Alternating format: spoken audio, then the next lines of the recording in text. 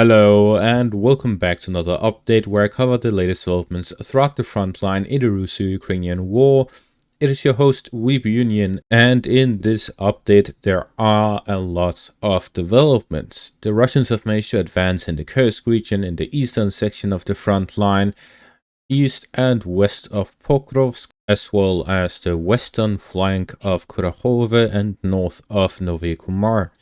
The Ukrainians also managed to advance west of Pokrovsk as they are attempting to destroy the Russian flanking maneuver west of Pokrovsk that is cutting off the supply road between Pokrovsk and Zaporizhzhia.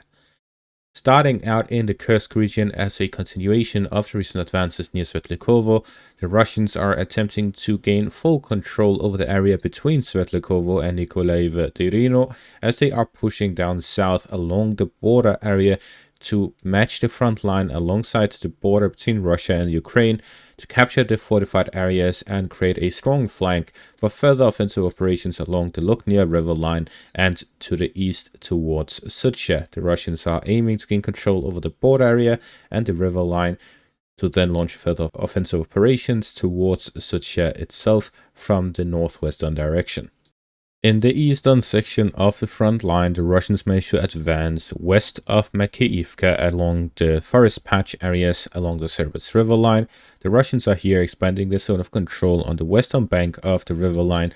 Following the capture of the eastern bank of it, the Russians have managed with heavy resistance among the Ukrainian side of the Serbets river line on the western bank to the southwest near Ivanivka, and now they are looking to expand near Makeivka as well to spread out the Ukrainian forces' resistance as they have multiple crossings across, and their attempt is to gain control over the area between the two crossings to create one large crossing across the Serbets river line where they can connect both sides for a wider area where they'll have a lot of opportunities to cross over the river line from multiple angles. The Russians also managed to gain control over the majority of Yampolivka, leaving just the western outskirts remaining under Ukrainian control along the crossing between Yampolivka and Mirne, where the Russians are facing off the Ukrainian soldiers both in the western and eastern bank of the river line. At the same time, the Russians also managed to advance further along the forest patch area, which is now in an operational encirclement as the Russians are facing the remaining supply lines of the Ukrainian forces both from the northwestern direction and the southeastern direction. That means any Ukrainian forces moving out or in of this forest patch area is within direct fire control of the Russian forces.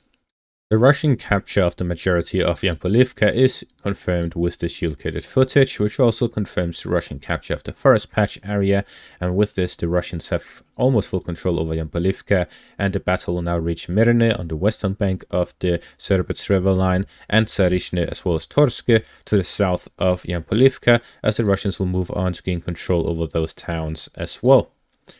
The Russians also managed to advance west of Donetsk, north of Shcherbinivka within the town itself as they continued offensive operations within the town. This was also geolocated with this footage here as the Russians continue their fighting over the town west of Donetsk.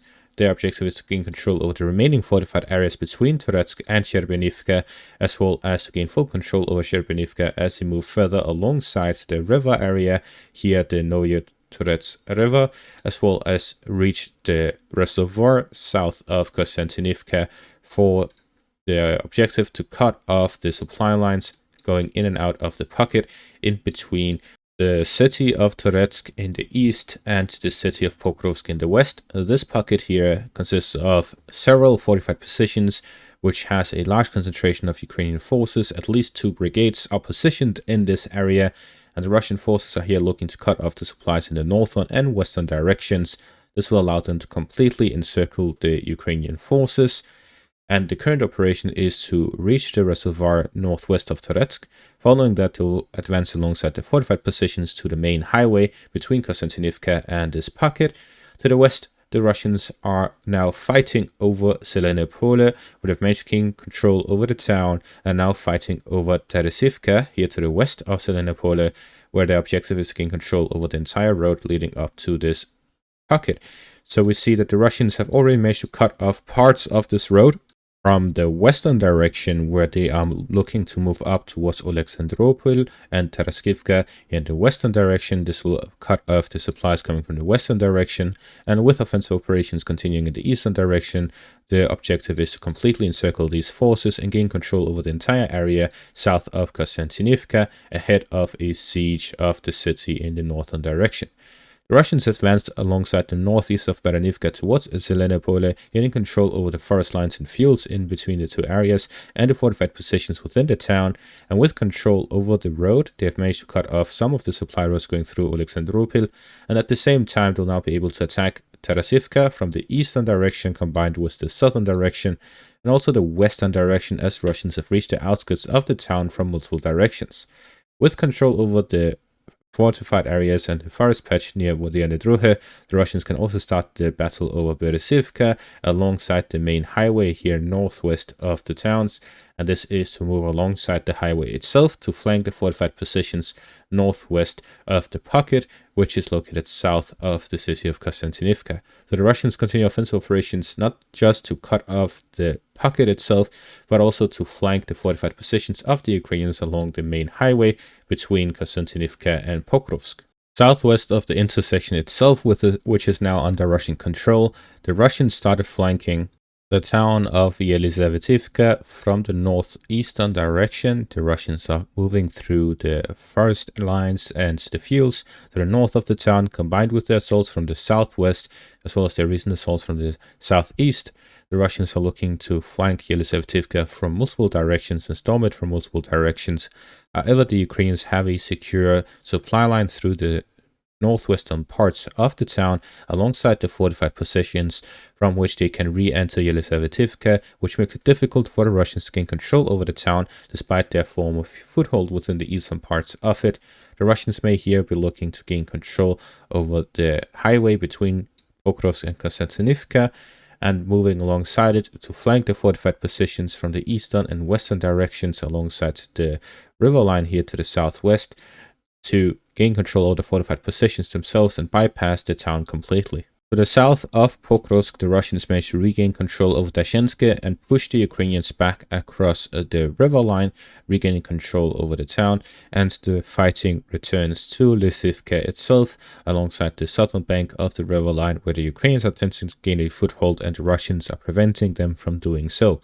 The Ukrainians are still attacking west of Pokrovsk, where they're looking to eliminate the Russian positions alongside the front line, where they've managed to regain further control over Pishane, pushing the Russians to the outskirts of the town, and they've managed to push the Russians back from several areas around Kotline back towards the town itself, and they're now fighting over the town itself, attempting to push the Russians out of it, while at the same time the Russians continue advancing within Udashne, and fighting also continues within Usprenivka in the western flank to prevent the Ukrainians from encircling the Russian forces within this area, which could form into a pocket if the Ukrainians manage to flank them from the western and eastern directions and connect their forces here in the center, north of Novotroitsk, alongside the Solona River. However, the Russians are currently fighting against the Ukrainian forces, trying to launch their offensive operations where they can and return to defensive operations where they are forced to. This brings me to this account by Russian soldiers fighting in exactly this section of the front line. According to this guy who has sources from soldiers on the ground, according to him, this is a Russian soldier who said this: "We have no strength. We don't know what else to do. The sky is completely behind the Ukrainians. You can't go further than 3 kilometers from Selidove. They burn everything. There are a lot of drones on the sky. All of the dirt roads are monitored 24/7. It is simply impossible to carry out rotation. We walk 18 kilometers. The issue of water, food, and gas is acute. I am not talking about heating. The guys are naturally freezing in their positions. Nothing can be brought in at all. Nobody understands how to work in such an environment. The Ukrainians are screwing us really hard. If the FABs don't start working as hard as they did near Avdiivka, we won't get any further. So what we're seeing is that the Ukrainians have sent a lot of their FPV drone operators to the Pokrovsk section of the front line to deal with the Russian offensive operations. This has put them in a very difficult position because the Ukrainians have full control over the city itself, and there's a distance between the Russian concentration of forces and the Ukrainian concentration of forces that benefits the Ukrainians, similar to the area near Liman, which makes it very difficult for the Russians to advance. And this naturally brings us to the situation where the Ukrainians have a strong advantage because they are on the defensive, and this allows them to make these counterattacks successful ones that push back the Russian forces and significantly slow down the Russian ability to advance in this section of the front line. So seeing in the Pokrovsk direction, the situation has become very difficult for the Russian forces simply because of the imbalance with FPV drones. The Ukrainians complain about a similar issue in the Dvorishna direction, where the Russians have a significant advantage over drones in this direction, and this allows them to advance and gain significant progress near that area. So we see really local advantages can make a significant difference in this conflict when we see one side concentrate a lot with FPV drones in one section of the front line, and mostly in areas where there is a lot of cover, such as cities. I cannot verify the claims myself, as I do not have my own contacts near the front line. However, this was forwarded by a source that I trust, as they have direct connection with a lot of Russian soldiers near the front line, and this makes it seem reliable to me, and therefore I'm sharing it. Based on this, we see that the Russians have a difficult time near Pokrovsk, and they will have to find some sort of solution, otherwise they'll reach a stalemate and really a meat grinder that is much more difficult than the Battle of Bakhmut, because the Ukrainians have significantly improved in their use of FPV drones. Near Andrivka, the Russians managed to gain control over the remaining parts of the residential area and now have 100% full control over the town.